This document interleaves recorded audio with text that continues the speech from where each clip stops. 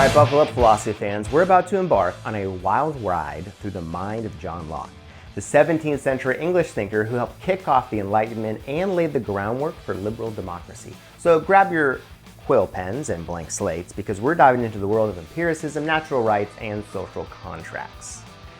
Imagine walking into a centuries-old debate about innate ideas and declaring, folks, our minds start out as blank states. Everything we know comes from experience, because that's essentially what Locke did in his magnum opus, an essay concerning human understanding.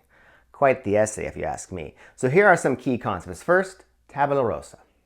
This is Locke's philosophical mic drop, the foundation of an entire epistemology. He's saying, listen up, everyone. We're not born with pre-installed knowledge. Our minds are like blank notebooks, waiting to be filled through experience.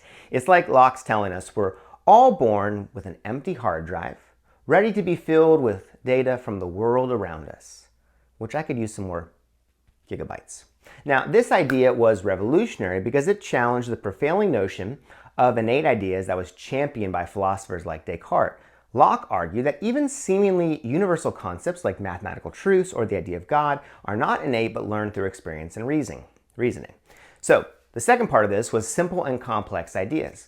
Locke argues that all our knowledge is built from the simple ideas like yellow or sweet that we get directly from experience. We then combine these into complex ideas like daffodil or democracy. It's like Locke saying our minds are the ultimate Lego builder, constructing concepts from simple experiences. And he divides simple ideas into four categories. First are the ideas of sensation, that's from our five senses. Ideas of reflection, from observing the operations of our own mind. Ideas of both sensation and reflection, like pleasure, pain, existence. And then primary qualities, things like motion, number, figure. And the third part of his tale here is primary and secondary qualities. Locke distinguishes between the primary qualities like a shape, size, and motion that exist in objects themselves, and secondary qualities like color, taste, and smell that exist only in our minds. It's like he's saying, yes, the apple is round, but the redness is all in your head. And this distinction has profound implications for our understanding of reality. It suggests that our perceptions of the world is partly subjective and that some aspects of our experience are more directly connected to objective reality than others. The fourth part was personal identity. Locke argued that personal identity is based on consciousness and memory, not on the substance of either body or soul. It's like he's saying, you're your memories, dude. And this idea would later influence everything from psychology to debates about artificial intelligence.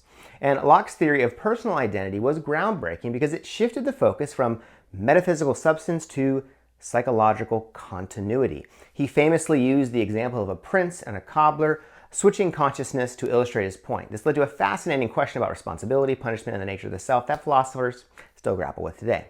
The fifth part was limits of knowledge. Locke's not afraid to admit what we can't know. He argues that while we can know our own existence with certainty, our knowledge of the external world, it's only probable. It's like he's saying, I think, therefore I am pretty sure about some stuff, but not everything. And Locke divides our knowledge into three categories. There's intuitive knowledge, immediate, like knowing you exist. There's demonstrated knowledge, which is proof through reasoning, like mathematical proofs. And sensitive knowledge, knowledge of the existence of external objects. And this humble approach to epistemology, it was a refreshing change from the grandiose claims of some of his predecessors. It laid the groundwork for later developments in skepticism and also empiricism.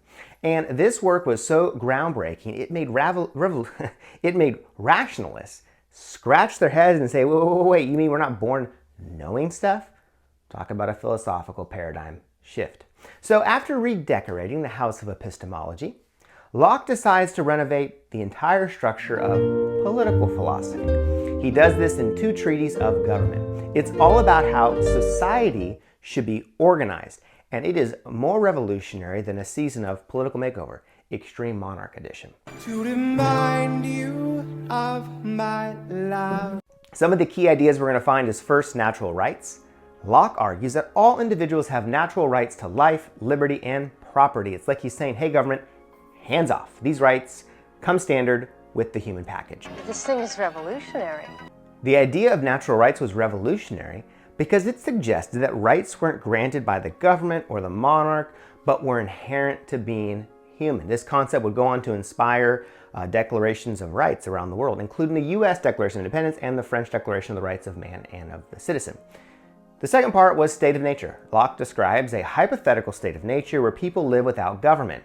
Unlike Hobbes, who saw the state as nasty and brutish and short, Locke viewed it more optimistically. People in Locke's state of nature have natural rights and can punish those who violate the laws of nature. It's like he's describing it's a hippie commune, but there's more philosophical justification. The third part, which he's known for, is the social contract theory.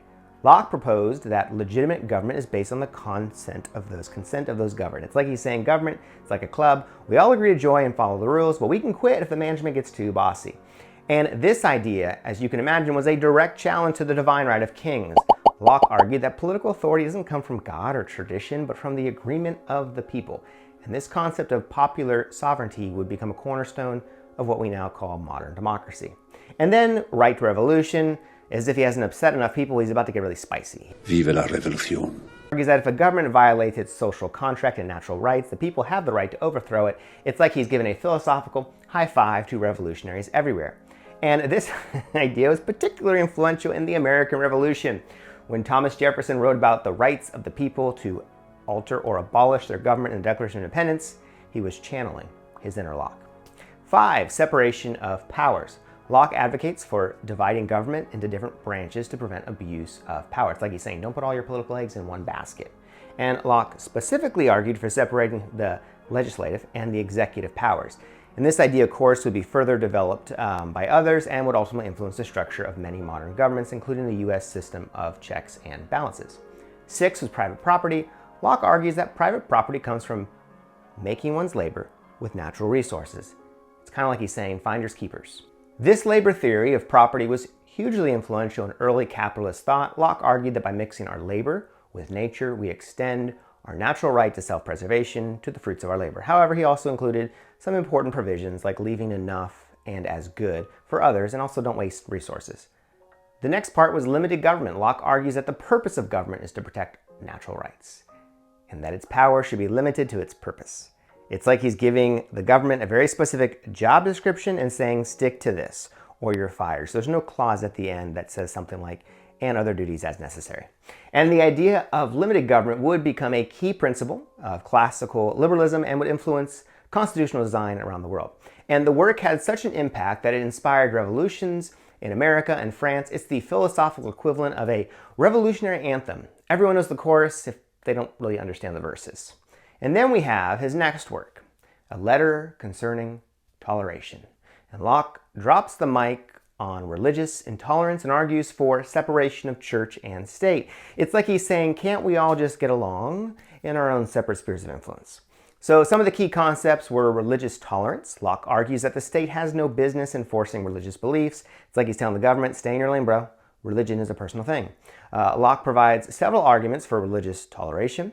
First is true religion is a matter of inner conviction, which cannot be compelled by force. Hello.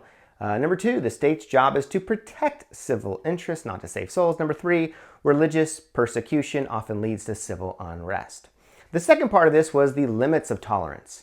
He's not a total relativist. He argues that atheists, who he thought couldn't be trusted to keep a promise, and Catholics, who he saw as owing allegiance to a foreign power, couldn't be tolerated. It's like he's saying, we're all for tolerance, but we've got to draw the line somewhere. Now with these exceptions, they seem problematic to many modern readers. Locke's argument for toleration was still far ahead of his time, and it laid the groundwork for more comprehensive concepts of religious freedom. The next part was separation of church and state. Locke argues that mixing religion and politics, what it ultimately does, it kind of corrupts both. It's like he's building a philosophical wall between the church and the state house. Now, this idea would go on to influence the First Amendment of the U.S. Constitution and also similar provisions in other countries. And then Locke is going to turn and look at the nature of the church. He defines a church as a voluntary society of people joining together to worship God in a way they believe is acceptable to them. It's like he's saying church is not a government department, which also leads for him the limits of church authority. Locke argues that churches shouldn't have coercive power over their members or non-members. It's like he's telling religious leaders You can excommunicate, but you can't incarcerate. And this work laid the groundwork for modern concepts of religious freedom and also secularism. It's the philosophical ancestor of coexist bumper stickers. However, Locke wasn't just a three-hit wonder. He had plenty of other intellectual jams. For instance, some thoughts concerning education. This is Locke's guide to raising kids. He emphasizes reason, exercise, and cold baths. Now, it's like a 17th century version of a parenting blog, but with more Latin and fewer Instagram-worthy lunchboxes. Some of the key ideas include the importance of habit formation in education, teaching children to reason rather than memorize, the value of physical exercise and fresh air, and the need to treat children as rational beings. The next one was the reasonableness of Christianity. Locke tries to reconcile Christianity with reason. It's like he's saying, hey, faith and logic can be friends. And in his work, Locke argues that the core of Christianity is simple and accessible to reason.